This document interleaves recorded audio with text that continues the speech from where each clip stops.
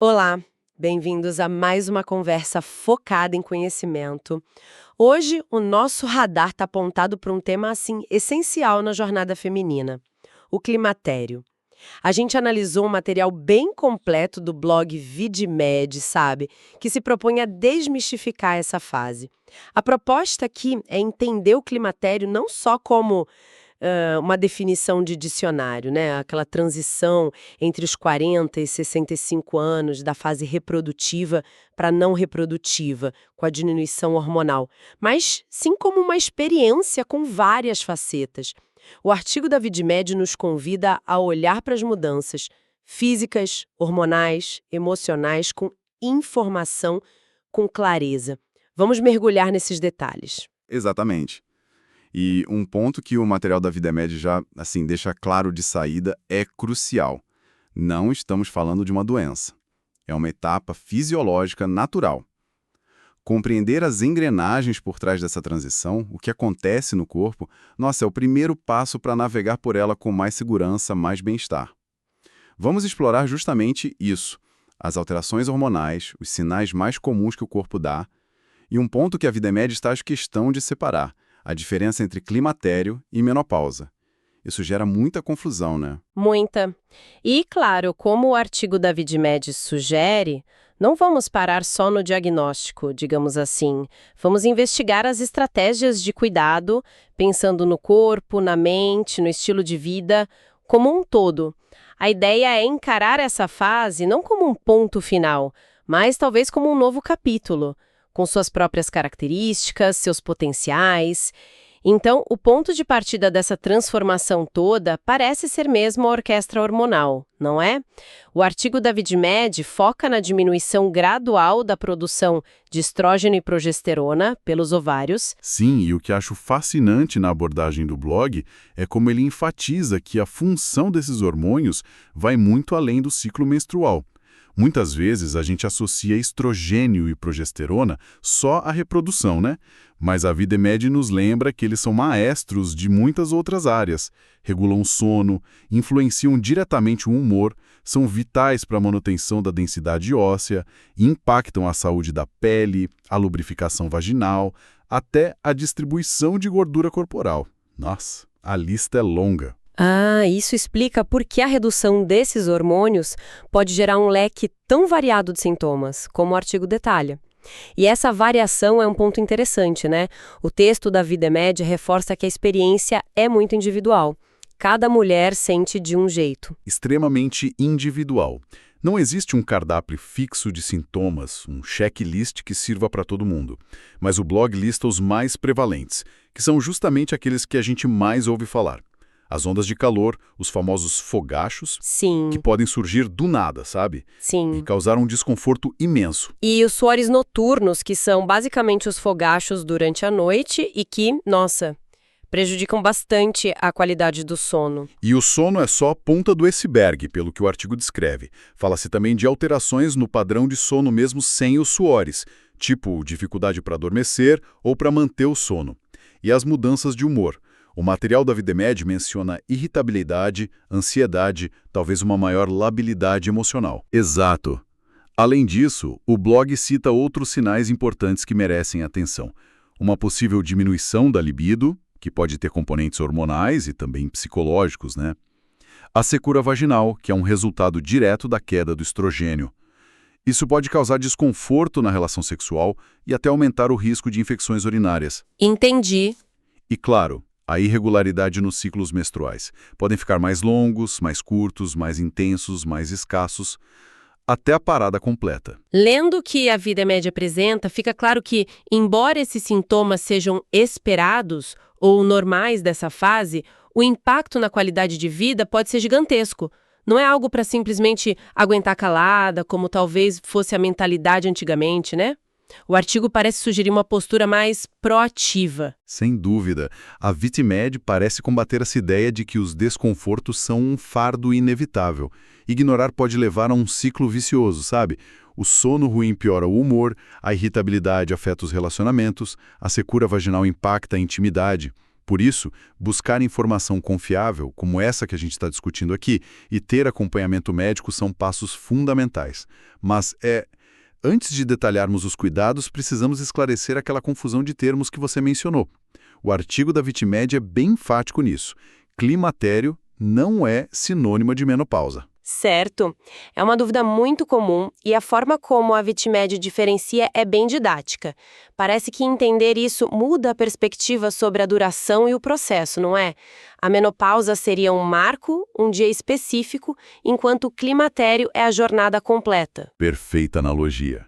Se a gente conectar isso ao quadro geral que a VitMed desenha, a menopausa é um evento pontual, a data da última menstruação.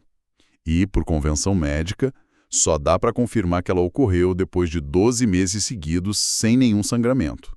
É tipo uma fotografia de um momento. Entendi, 12 meses. Isso. Já o climatério é o filme inteiro.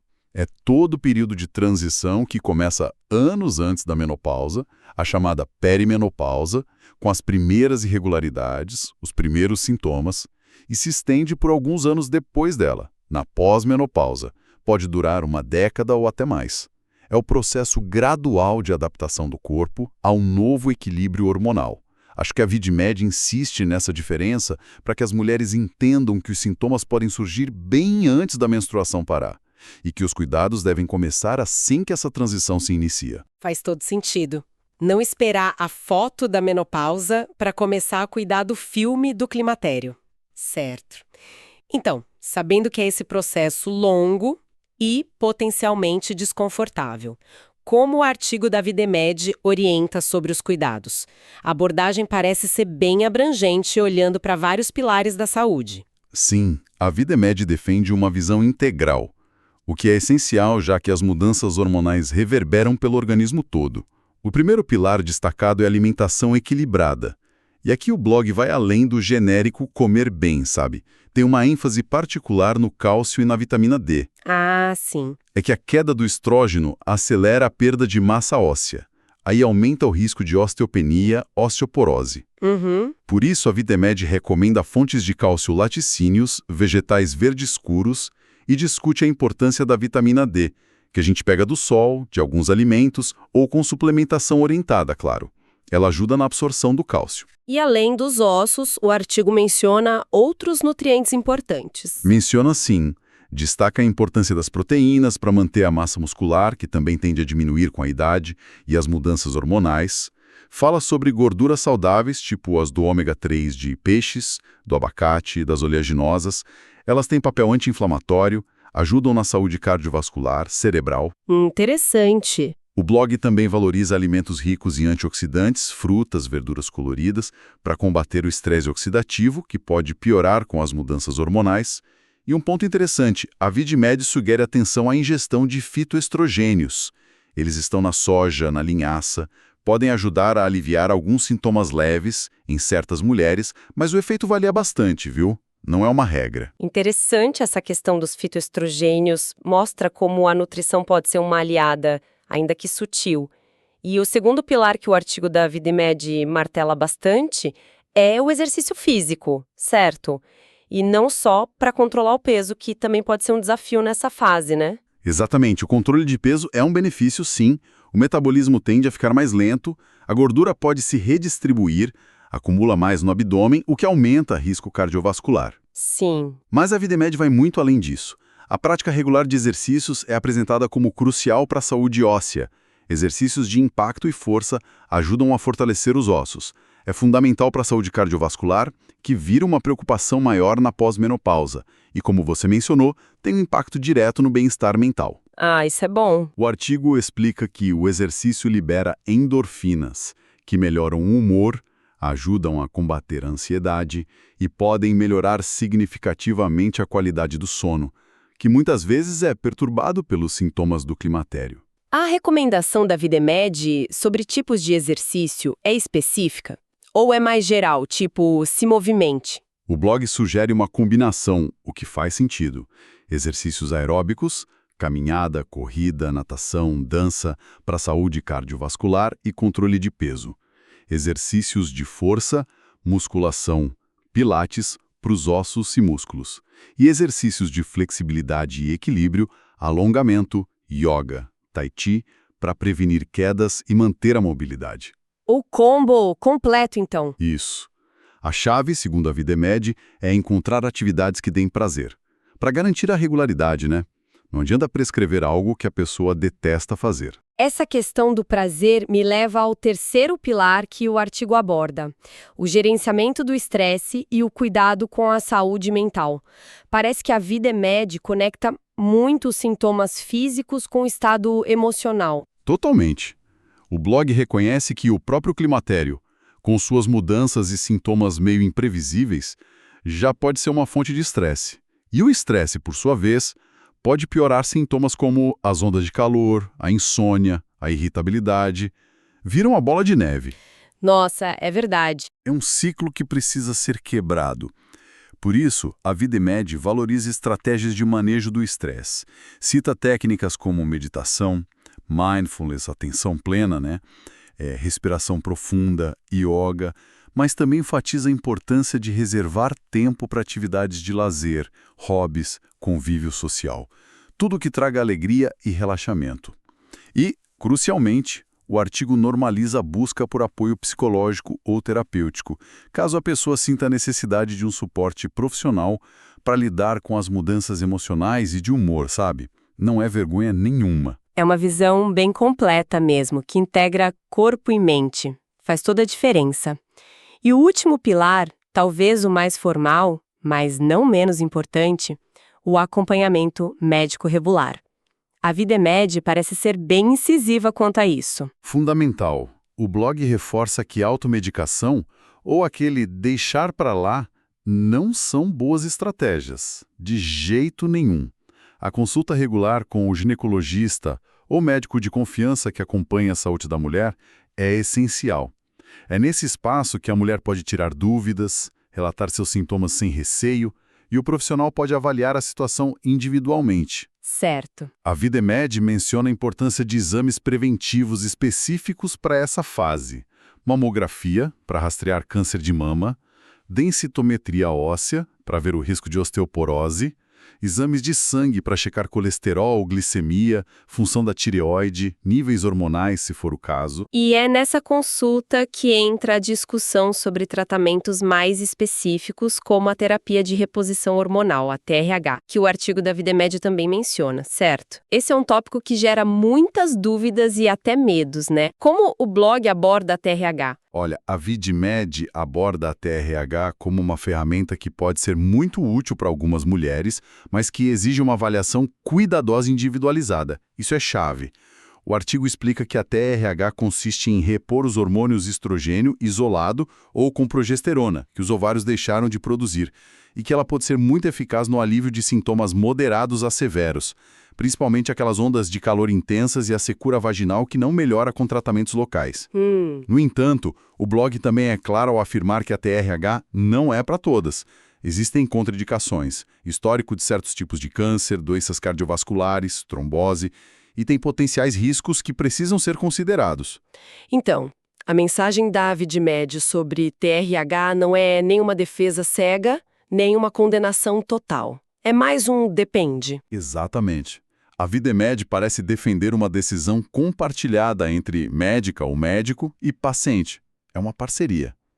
O artigo enfatiza a necessidade de discutir abertamente o histórico de saúde pessoal, familiar, os sintomas que mais incomodam, as expectativas e pesar os benefícios potenciais, alívio dos sintomas, prevenção de osteoporose em alguns casos, contra os riscos individuais daquela mulher específica.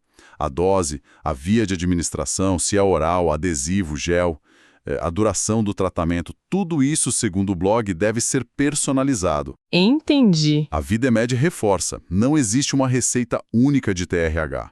E a decisão precisa ser reavaliada periodicamente. É a personalização do cuidado no nível máximo, né? Entendido. Essa abordagem individualizada faz toda a diferença mesmo. Então, depois de explorarmos as mudanças, os sintomas, a distinção-chave entre climatério e menopausa e essa visão integral de cuidados que a Videmed propõe, qual seria a grande mensagem que fica? Parece que o artigo luta contra uma visão meio pessimista dessa fase. Sem dúvida. A conclusão do material da Videmed é bastante otimista e, eu diria, empoderadora. O climatério é apresentado não como um declínio, mas como uma nova etapa da vida. Uma etapa que traz consigo a possibilidade de maior autoconhecimento, de maturidade. Gostei disso. O blog sugere que, com as ferramentas certas, informação de qualidade, como a que eles buscam oferecer, um estilo de vida saudável e adaptado às novas necessidades, e o acompanhamento médico atento, é totalmente possível atravessar essa transição. Atravessar com saúde, com bem-estar, com vitalidade. Não se trata de negar os desafios ou os possíveis desconfortos, mas de encará-los de forma informada e proativa. Excelente. Vamos recapitular, então, os pontos-chave dessa nossa análise do material da Videmed sobre o climatério? Primeiro, entendemos o climatério como esse processo natural e prolongado de transição hormonal, geralmente ali entre os 40 e 65 anos. Isso. Vimos que a queda de estrogênio e progesterona tem um impacto amplo, explicando sintomas como ondas de calor, alterações de sono, humor, libido, saúde vaginal, mas que a experiência é muito individual. Cada mulher é única. Exato. Diferenciamos bem o climatério, que é a jornada toda, da menopausa, que é o marco da última menstruação confirmado após 12 meses. Perfeito. E crucialmente exploramos a abordagem integral de cuidados que a Videmed recomenda. Alimentação com foco em cálcio, vitamina D, proteínas, antioxidantes. Exercícios combinando aeróbicos, força e flexibilidade, estratégias ativas de gerenciamento do estresse e cuidado com a saúde mental. Sim. E o indispensável acompanhamento médico para orientação personalizada, exames preventivos e discussão sobre opções como a TRH, sempre de forma individualizada. E como reflexão final, pegando o gancho no que o artigo da Videmed aponta sobre autoconhecimento e maturidade, talvez essa fase de mudanças internas tão profundas seja mais do que um conjunto de sintomas para a gente gerenciar com dieta, exercício e talvez hormônios. Como assim? Poderia ser um convite biológico para uma pausa, sabe? Uma reavaliação, uma oportunidade para se questionar. Quais são minhas reais necessidades de saúde e bem-estar agora? O que ficou negligenciado nos anos anteriores, talvez com foco em outras demandas da vida. Nossa, faz pensar. O material da Videmed nos faz pensar se o climatério não pode ser um catalisador para cultivar um autocuidado mais profundo, mais consciente, redefinindo o que significa essa nova maturidade em termos muito pessoais, muito além da biologia. Uma chance de se colocar como prioridade de uma nova maneira, talvez. Uma perspectiva muito rica para a gente encerrar nossa análise. Esperamos que esta exploração detalhada do ponto de vista da Videmed sobre o climatério tenha sido útil. Obrigada pela companhia e até a próxima.